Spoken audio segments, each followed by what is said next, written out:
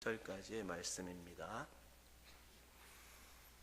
마태복음 6장 21절에서 23절까지의 말씀입니다. 21절부터 23절까지 한 목소리로 읽도록 하겠습니다. 읽겠습니다. 시작.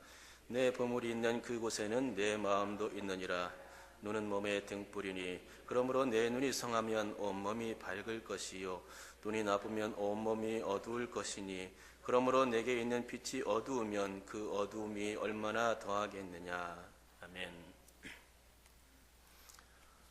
판사, 검사, 변호사는 다 법조인들입니다. 그들은 법조인들로서 모두 법이라는 공통 분모를 가지고 법정에 서곤 합니다. 하지만 그 법정에서 피고인을 보는 눈은 아주 제각기 다릅니다. 세 개의 눈을 가지고서 그 법정에 서 있다고 하겠습니다. 먼저 검사는 죄의 결과와 단점만을 들추어내는 눈을 가지고 있습니다. 어떻게 하면 피고인의 유죄를 입증하여서 응당한 벌을 줄까 하는 것이 검사가 가지는 관점인 것입니다.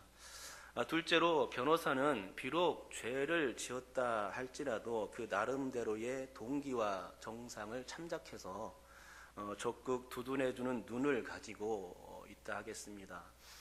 그래서 죄의 결과보다 무죄나 감죄를 증명하고자 하는 것이 변호사가 하는 역할이라 하겠습니다.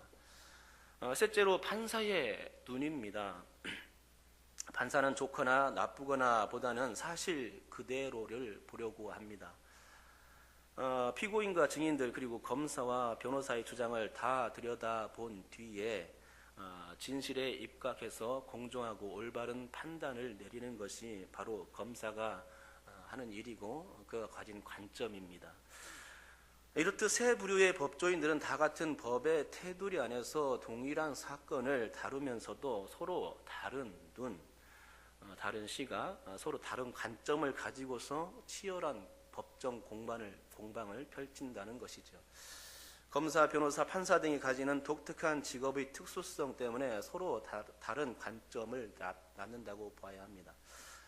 여러분, 이처럼 직업의 특수성이 세상을 바라보는 관점을 낳는 것이라면 세상 사람들의 눈과 신앙인들의 눈과 하나님의 눈 또한 제각기 다른 관점으로 세상을 바라보는 것이라 생각합니다.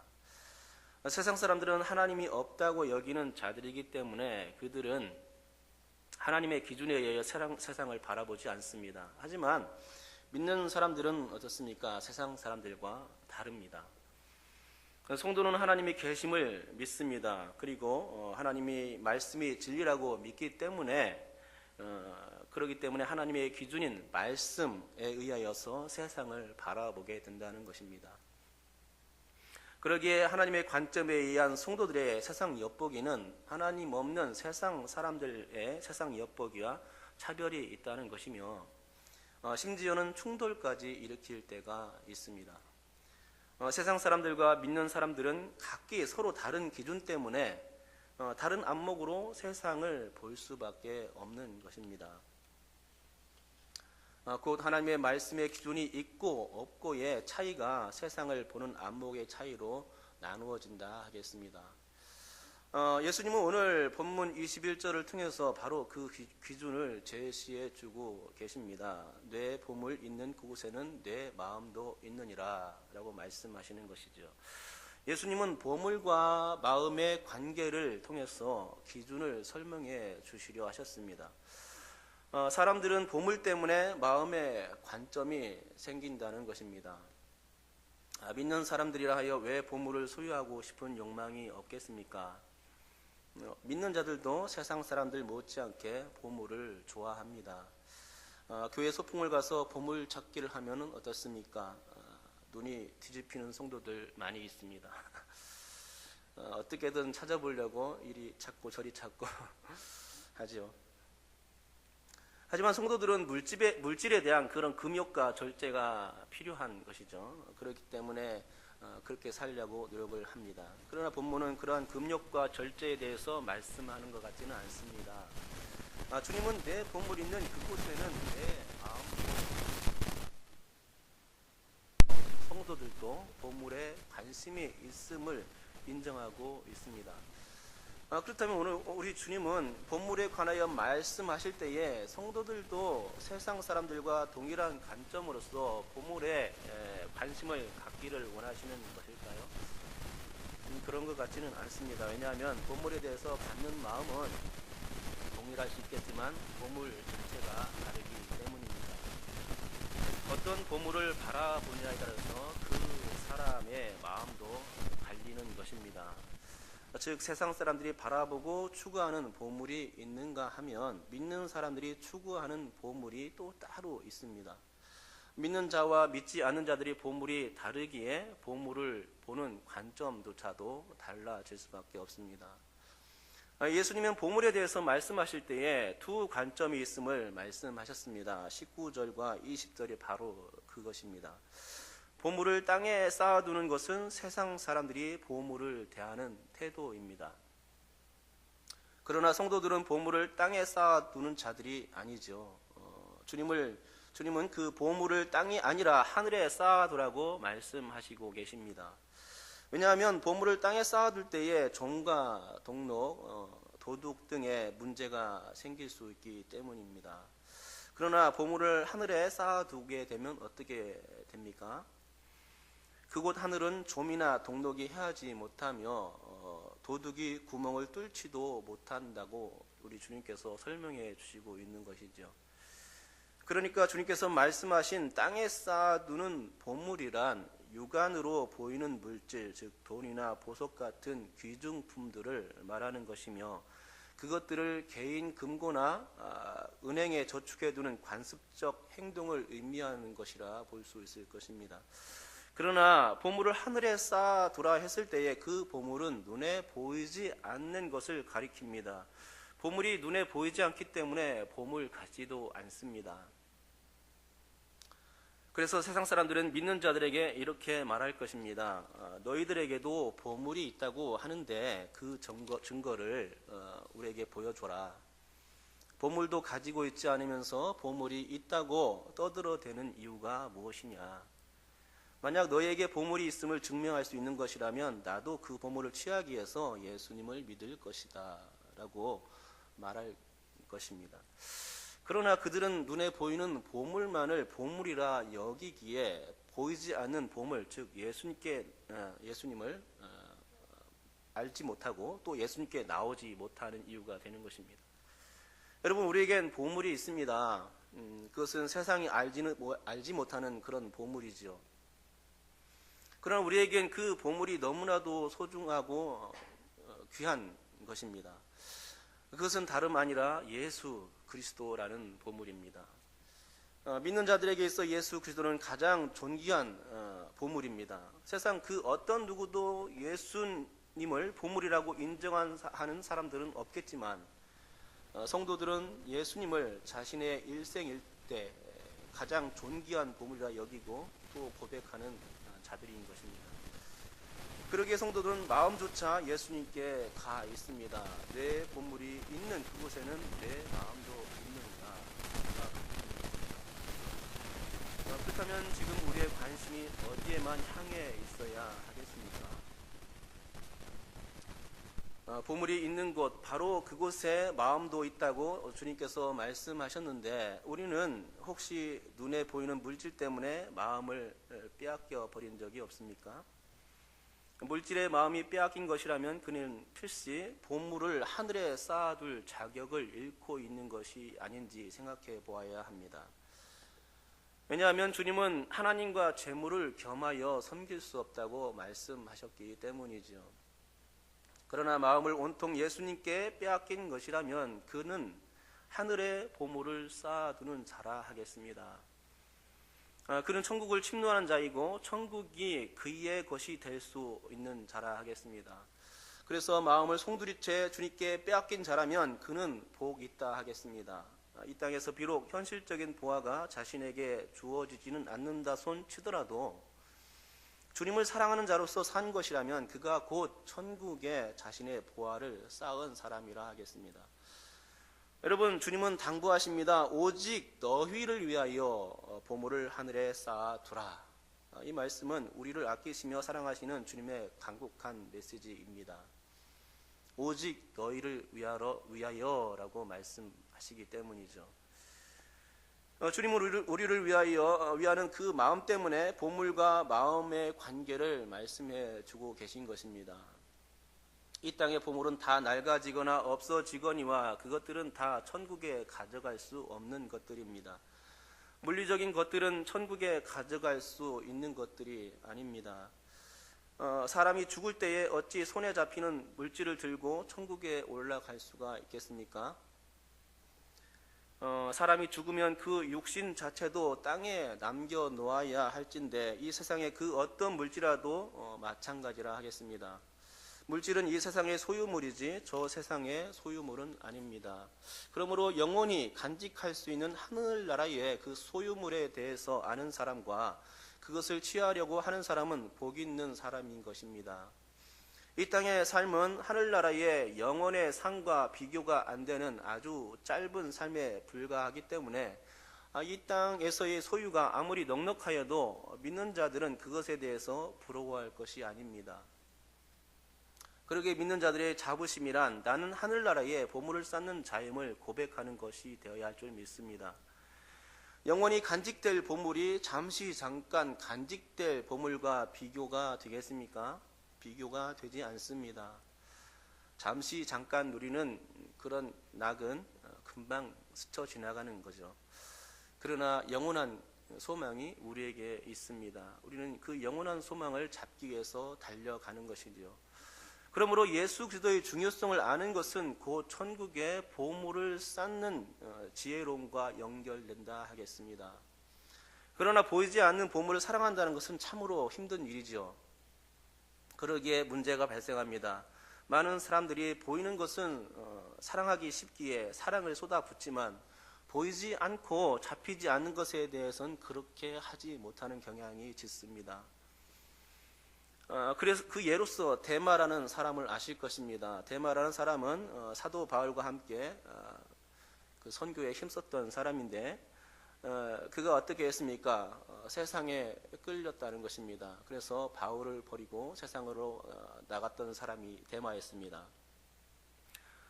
그는 보물인 주님을 버리고 세상으로 나갔던 것이죠. 하늘에 보물 쌓아두는 것을 포기하고 만 것입니다. 이 땅에 보물이 그토록 좋아 보였기에 세상을 택했던 것입니다. 그런데 성경 인물들 중에 물질적인 보물을 좋아했던 그 인물이 어디 데마뿐이겠습니까? 대표적인 인물들 중에는 아간이 있습니다. 그는 하나님의 전리품을 훔쳤다가 악을 골짜기에서 사형을 당한 것이 아닙니까? 또한 이스라엘의 초대 왕 사울이 또 그랬습니다. 그가 아말렉과의 전투에서 모든 소유를 남기지 말라는 그 명을 어기고 소유물을 취했다가 여호와의 버리심을 받은 것 아닙니까? 또한 엘리야의 시종 그 게하시가 그랬습니다. 그는 재물에 욕심을 부리다가 결국 문둥병에 걸려 버렸습니다. 신약의 아나니아와 삽비라도 물질의 욕심 때문에 성령을 속이게 되었고 그 자리에서 즉사했다는 것입니다. 가룟 유다는 돈을 사랑하는 자로서 성도들이 보물로 여기는 주님까지도 팔아치운 사람이 되었습니다. 그렇게 돈을 사랑했던 유다의 결말은 어땠습니까? 자살이었습니다. 오늘 주님은 내 보물이 있는 그곳에는 내 마음도 있느니라 라고 말씀하십니다. 다시 말씀드리자면 주님의 이 말씀은 주님을 믿는 성도들 한 사람 한 사람을 사랑하시는 마음 때문에 주신 말씀이라 합니다. 그런데 주님은 이렇게 보물과 마음의 상관관계에 대해서 말씀하시면서 한술 더 떠서 눈은 몸의 등불임을 강조하고 계십니다. 오늘 설교 제목이죠. 앞에서는 보물과 마음의 상관관계를 말씀하셨는데 이번에는 눈과 몸의 상관관계에 대해서 말씀하십니다. 그러나 이렇게 눈과 몸의 상관관계에 대해서 주님께서 말씀하신 것은 보물과 마음의 관계를 배제시키는 말씀이 아니십니다. 주님은 당신의 제자들에게 먼저 보물과 마음의 관계를 말씀하실 필요가 있었습니다. 그리고 이 보물과 마음의 관계를 이해할 때에만 비로소 눈과 몸의 관계를 설명할 수 있으셨던 것입니다. 다시 말씀드리자면 눈의 초점은 보물에 있습니다. 사람의 눈은 언제나 사물을 바라보게 되어 있죠. 그 사물이 가진 진가를 판단하는 것이 바로 눈이라 하겠습니다.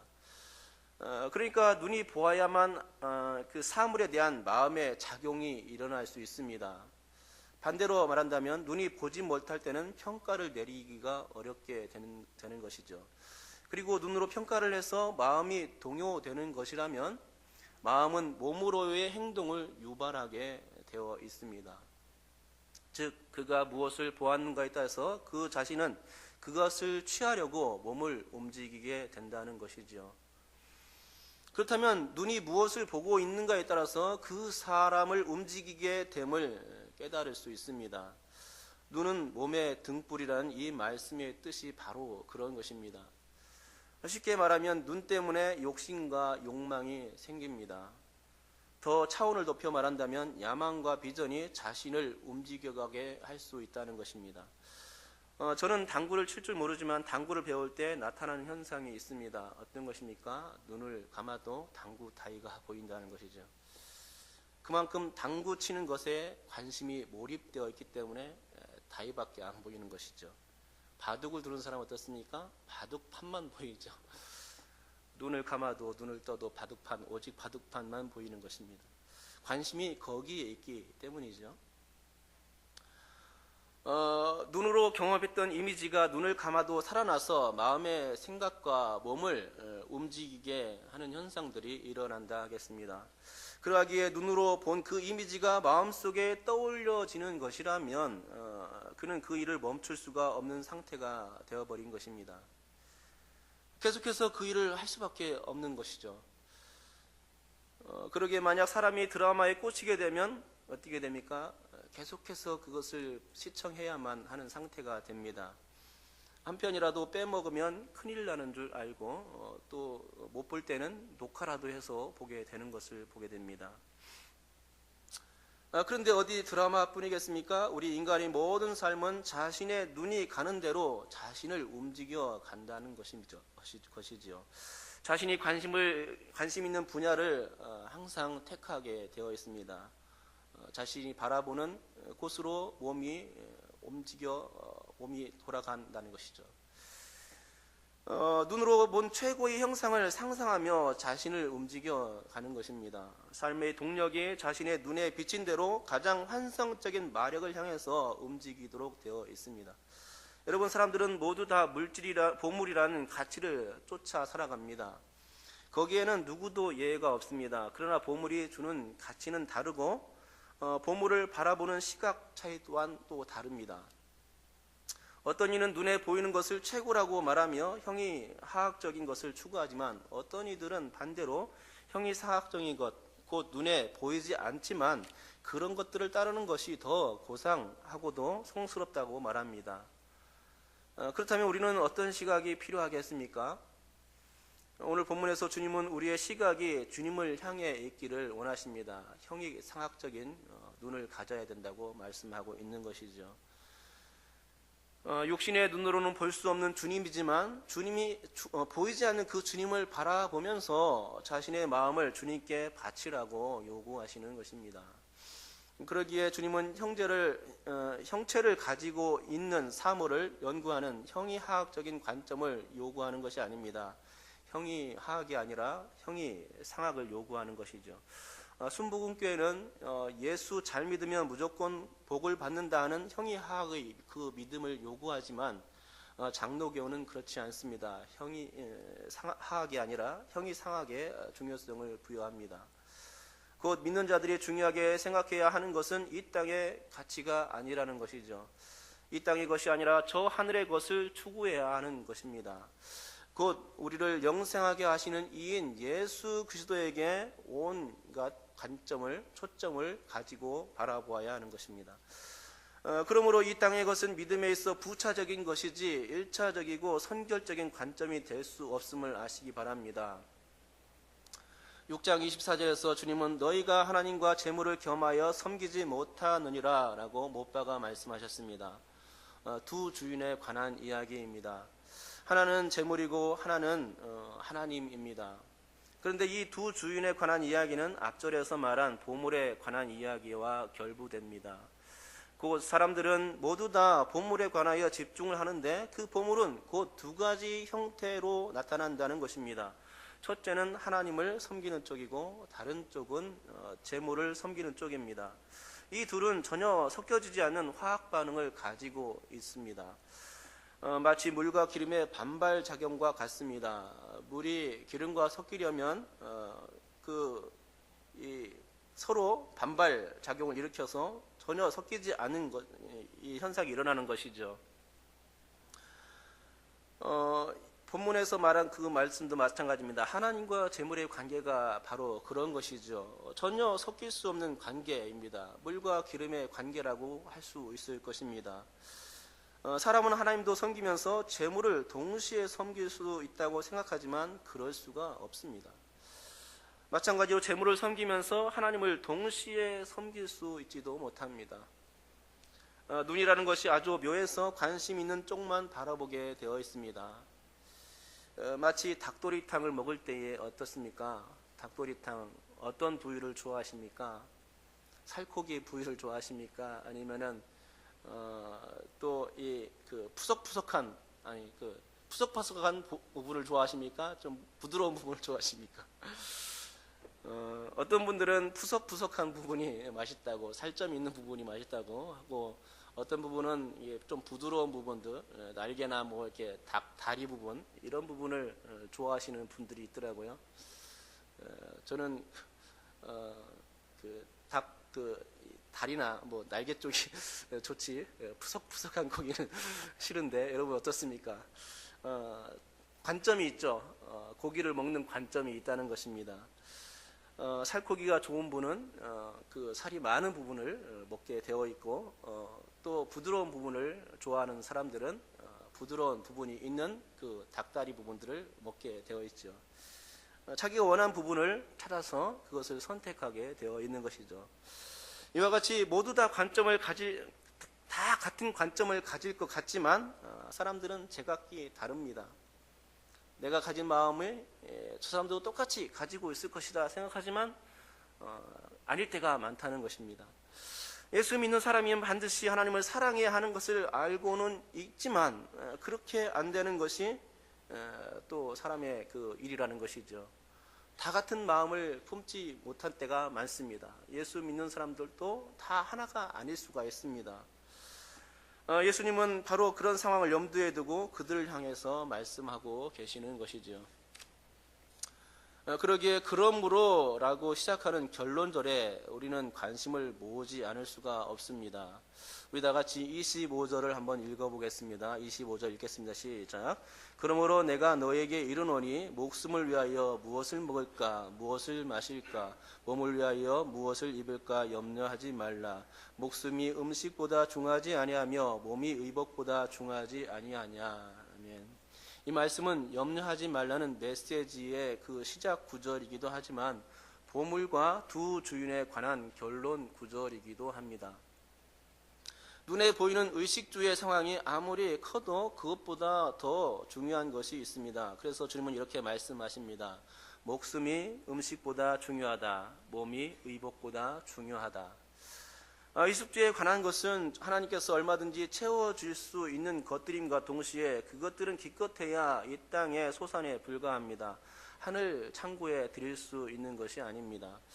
하늘 창고에 드릴 수 있는 것은 따로 있지요. 33절입니다. 그런즉 너희는 먼저 그의 나라와 그의 의를 구하라. 그리하면 이 모든 것을 너에게 더하지라. 아멘. 주님을 위하여 사는 것, 바로 이것이 하늘의 보물을 쌓는 믿음의 사람들의 한결같은 방식이라는 것이죠. 다시 한번 말씀드리자면 눈은 몸의 등불입니다. 눈이 나쁘다는 것은 재물을 섬기는 것인데 재물을 바라볼 때에 사람의 마음은 어두울 수밖에 없습니다. 재물을 섬길 때 사람은 야비해질 수밖에 없습니다. 재물이 커서 사람이 보이지 않기 때문에 그는 그 사람에 대하여 냉정하게 되고 속이게 되고 구두쇠가 되고 심지어 살인까지도 저지르게 되는 것이죠. 그러하기 때문에 눈이 나쁘다는 것은 재물에 몰입되어 있는 사람이요, 그런 사람들은 결국 하나님을 볼 수가 없는 자들입니다. 물과 기름의 반발작용이 일어나기 때문에 어쩔 수가 없죠. 이는 사람이 한 가지에 몰두하게 되면 다른 것을 보지 못하게 되는 원리에 기인한다 하겠습니다. 한번 움켜잡으면 놓기를 싫어하는 것이 사람들의 속성입니다. 그러나 하나님을 사랑하는 사람은 다릅니다. 그는 사람들을 재물보다 더 우위에 둡니다. 재물은 작게 보이고 사람들은 크게 보입니다. 그런 사람은 하나님의 사랑을 이 땅에 실천하기를 원합니다. 그의 눈이 재물을 인하여 나빠지지 않았기 때문에 온전한 것들을 바라볼 수가 있는 것이죠. 그의 눈이 하나님을 바라보기 있기 때문에 그의 마음까지도 밝게 되는 은혜가 수반되는 것입니다. 눈이 몸의 등불로서 작용하는 것이죠. 여러분, 이렇게 되는 것이 우리 주님의 뜻입니다. 여러분께서 이렇게 주님의 뜻을 받아 살 수 있기를 바랍니다. 그러므로 성도에게는 무엇보다도 보는 일이 중요합니다. 보되 주님만을 바라보는 주바라기가 되어야 합니다. 주를 향한 일편단심의 사랑을 가져야 할 것입니다. 재물보다 하나님이 더 커 보여야 합니다. 보이는 것보다 보이지 않는 것이 더 커 보여야 합니다. 형이 하악적인 것보다 형이 사악적인 것을 추구해야 할 것입니다. 이 땅의 재물을 쌓는 것보다는 하늘의 재물을 쌓는 것을 더 중요하게 생각해야 합니다. 일시적인 것보다는 영원한 것에 더 가치를 두어야 합니다. 먼저 그의 나라와 그의 의를 구하는 삶의 패턴이 우리에게 있어야 됩니다. 눈은 어떤 것을 바라보느냐에 따라서 몸에 영향을 미칠 것이기에 성도는 몸에 해로운 영향이 끼쳐지지 않게 하기 위해서 하나님만을 주시해야 하는 것이죠. 그러나 만약 성도가 이런 것들을 알고서도 자꾸만 재물에 관심을 가지는 것이라면 대마같이 될 수 있다는 경고가 우리에게 필요합니다. 기독교인이면서도 세상을 향해 나아가는 사람이 된다면 슬픈 일이 아닐 수가 없습니다. 세상에 주는 유익이 겉보기에는 좋아 보일지라도 영혼에 비하면 그것은 티끌만도 못한 것입니다. 그러하기에 하나님이라는 보물을 택할 것인가 재물이라는 보물을 택할 것인가 판단할 수 있어야 되겠고 결정까지 내려야 합니다. 주님은 우리가 그러한 결정을 내릴 때에 한 번 더 촉구하십니다. 오직 너희를 위하여 라고 말씀하시는 것이죠. 내가 너에게 이르노니 라고 말씀해 주시는 것입니다. 주님의 말씀은 우리에게 해를 끼치기 위함이 아니라 우리에게 유익을 끼쳐 주시기 위해서 이렇게 간곡하게 말씀을 해 주시는 것입니다. 오직 너희를 위하여 라고 말씀해 주시죠. 여러분, 눈은 몸의 등불이 될 수 있음을 항상 기억하시기 바랍니다. 눈이 성하면 온몸이 밝을 것이고 눈이 나쁘면 온몸이 어둡게 될 것입니다. 참고로 가룟 유다는 참빛이신 주님 곁에 있던 자였지만 밤에 주님을 판 자가 된 것이 아닙니까? 대마와 같이 그는 스스로 빛에서 어둠으로 자신의 몸을 던진 꼴이 되었습니다. 그러나 니고데모는 어땠습니까? 가룟 유다와는 달랐습니다. 그의 이름의 뜻은 암흑의 아들이고 그래서 밤에 예수님을 찾아왔지만 빛이신 예수님께서 찾아온 이상 그는 결코 암흑의 아들이 아니었습니다. 그는 예수님께서 십자가에 달려 돌아가실 때에 당당하게 예수님이 달리신 그 십자가를 찾아가서 자신이 결코 암흑의 아들이 아니라 빛의 사람인 것을 입증하였던 것입니다. 예수님의 제자들조차 다 도망가고 두려워 떨 때에 그는 당당하게 예수님 곁에 있음으로써 자신이 하늘나라의 보물을 쌓는 사람인 것을 입증해 주었던 것이죠. 그러므로 여러분께서 하늘나라의 보물을 쌓기 원하고 영원한 기쁨을 누리기 원하신다면 사람이 보물을 대하듯 주님을 존귀한 존재로 바라보시고 사랑에 빠져들 수 있기를 축복합니다. 그것이 주님이 원하시는 간절한 바람이자 우리를 향하신 뜻입니다. 눈은 마음의 등불이 될 수 있음을 아시고 여러분 자신의 빛이 사람임을 주님 앞에 그리고 세상 앞에 드러낼 수 있기를 바랍니다. 재물이 아니라 하나님을 바라보는 자로서 이 땅을 지혜롭게 살아갈 수 있어야겠습니다. 판사, 검사, 변호사의 직업의 특수성이 독특한 관점을 낳듯이 우리 그리스도인들도 세상을 보는 독특한 관점을 가져야 하는 것입니다. 그러기 위해서는 하나님의 그 눈으로 세상을 바라볼 수 있어야 하겠습니다. 자신이 잘 되는 것이 세상의 보물이 아니라 하나님이라는 사실을 깨달을 수 있어야겠지요. 만약 우리가 하늘의 보물을 쌓는 일을 시작한다면 하나님께서는 분명히 우리의 눈과 마음과 몸까지 아주 건강하고 축복된 삶으로 이끌어 줄 줄 믿습니다. 기도하겠습니다. 하나님 아버지 감사합니다. 오늘 또 귀한 말씀을 던져주셨습니다. 오직 너희를 위해라고 주님께서 말씀해 주셨습니다. 다른 누가 아니라 정말 우리를 위해서 우리를 사랑하신 주님께서 우리에게 독특하게 말씀해 주신 이 말씀 하나님 아버지 우리가 따르겠습니다. 재물이 아니라 하나님께 우선권을 두겠습니다. 하나님 일시적인 것이 아니라 영원한 곳에 관점을 가지겠습니다. 주님을 바라보겠습니다. 재물이 아닙니다. 하나님 아버지 예수 그리스도 보이지 않는 그것들에 대해서 하늘나라의 신령한 것들 그것들에 대해서 관심을 가지기 원합니다. 우리를 축복해 주시옵시고 그런 길로 인도하여 주시옵소서. 오직 주님을 사랑하는 주바라기가 되어서 이 땅을 능력 있게 살게 하여 주시옵시고 주님의 뜻을 우리를 통해서 이루어 주옵소서. 그래서 하늘의 보물을 쌓아두는 지혜로운 자로서의 그런 삶을 살아갈 수 있게 하여 주옵소서. 오늘 하루도 마무리를 지으면서 어떻게 살았는지 되새기게 하여 주옵시고 내일은 더 지혜롭게 주님이 원하시는 뜻을 이루기 위해서 살아가겠다는 그런 다짐이 우리 가운데 있게 하여 주시옵소서. 감사드리며 예수님의 이름으로 기도드립니다. 아멘.